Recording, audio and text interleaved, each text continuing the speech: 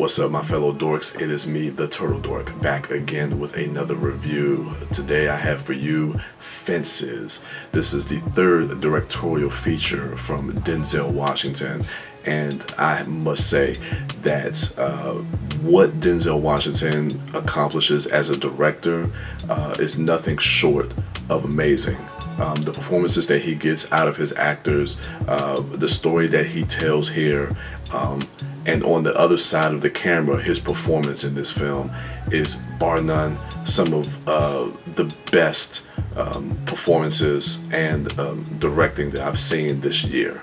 So the story of Fences was originally a play on Broadway, and it was written by August Wilson, who also wrote the screenplay for this feature film as well. And you could definitely feel the remnants of that stage play on display in this feature film, and you can tell that by the opening scene in this movie.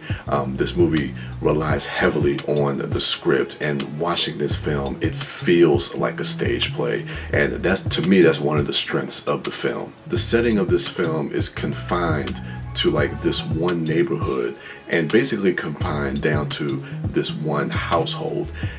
Pretty much the entire film kind of takes place in and around either the front porch, the backyard, or inside the house. And there's something about that I find to be incredibly engaging and intimate. You really feel like you're kind of like a fly on the wall, experiencing the life of this family. And as this film kind of opens up, we really get to see the dynamic of Denzel Washington's character Troy Maxson and the different relationships that he has with everybody around him. We really see the connection between him and his best friend Bono, which is an incredible friendship that they have on screen. The relationship that he has with his wife Rose, played by Viola Davis, and all these other supporting characters that come in and out of the movie. His son from a previous marriage, Lyons, his other son Corey that he has with Rose, his brother played by Michael T. Williamson, which I'll get into a lot of the different performances, but he was, I think, hands down, outside of Viola Davis, Michael T. Williamson was probably one of the most dynamic performances that I've seen all year long. He is absolutely phenomenal in this movie. This film really rests on the shoulders of Denzel Washington. This is a film that's an examination of his character Troy Maxson as a husband, as a father, as a friend, and how destructive his behavior is to these relationships. We learn a lot about the character, again, through the dialogue as far as like his past. He brings something different to this character where at times you sympathize with him, and at many times you really despise him with his behavior, with his decisions, and at times he's a character that feels like he's kind of losing grip on life, and that delves him into kind of like this destructive behavior that kind of affects his family and his home life. The character of his best friend, played by Stephen Henderson, the character of Bono, he may have been one of my favorite characters in this movie. First of all, the relationship that Troy Maxson has with Bono feels very real. It feels very authentic, and you feel that this is a man that, good or bad, regardless of who Troy Maxson is or the choices that he's made or any type of behavior that he may show, he's always been there for him through thick and thin. And there are some great scenes that the two of these characters have between each other. And then we have Javon Adepo, who plays Corey. This is Troy and Rose's son. And it was heartbreaking at times to watch this character on screen, vying for the affection of his father, always feeling like he's coming up short, wanting something more for himself, but feeling like his father is kind of holding him back. That frustration that he shows by feeling like he can never do anything right no matter what he does. He brought a realism to this character that I think a lot of people can probably identify with and kind of see themselves in that character. Next, I want to talk about Michael T. Williamson as Gabe. This is Troy Maxon's brother. Michael T. Williamson has been one of my favorite character actors ever since I saw him in Forrest Gump as Bubba. And he's able to kind of really transform himself in many different roles that we've seen him in, and this is no different in this film here. What he does on screen is absolutely remarkable.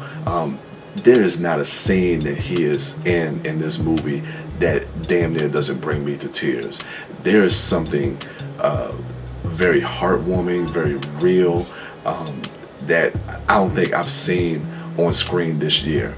He is well deserving of any type of recognition, and I think he should be recognized at the Academy, at any type of awards season. I'm actually shocked that I haven't heard his name more during this award season so far, because this performance caught me off guard, and it was one of the best I've seen this year. Now let's get to Viola Davis. I've talked about the performances by Denzel Washington, by Stephen Henderson, by Michael T. Williamson, and everybody in this cast. And everybody brings their A game. Everybody is bringing top-notch performances. Viola Davis blows them out of the water. What she's able to bring to this character, the warmth, the support, the nurturing, and ultimately the pain and the heartbreak and the suffering and the strength. She is able to bring so much to this character, and we sympathize with her as an audience. We are able to connect with her. We feel when she's talking, when she's confessing herself, when she has these long monologues, you feel what she's saying. You understand where she's coming from. You are on her side. I don't think I've seen a better performance by an actress this year. And it will be criminal if she is not at least considered for an Oscar nomination. One thing I also notice about this film is how transportive it is.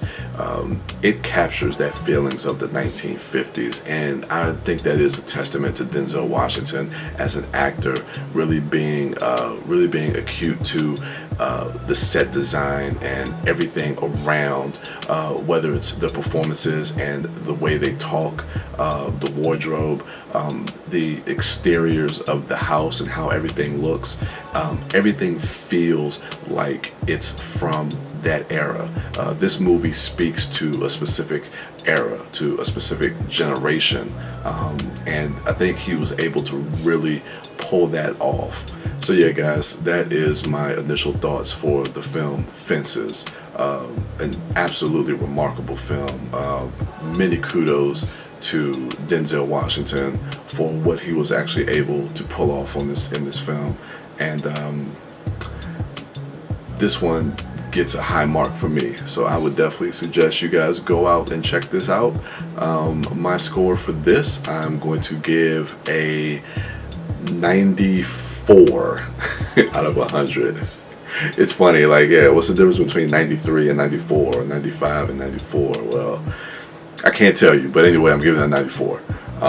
If there's any criticisms I have of the film, I think it probably runs a tad bit too long, and I was expecting the ending to kind of end a little bit different. I thought it would kind of tie in back with the title of the film, but those are like minor criticisms that I have. But outside of that, from beginning to end, I was just so captivated by the performances and the direction of this film, and just everything about it. It's an A film for me, and it's one of 2016's best. I'm giving away all my goods, man. I'm letting you guys know what's on what is possibly going to be on my top 10, but you don't know the order, so don't think you know the order. So Mouth Dork, make your list. We'll see if you're right.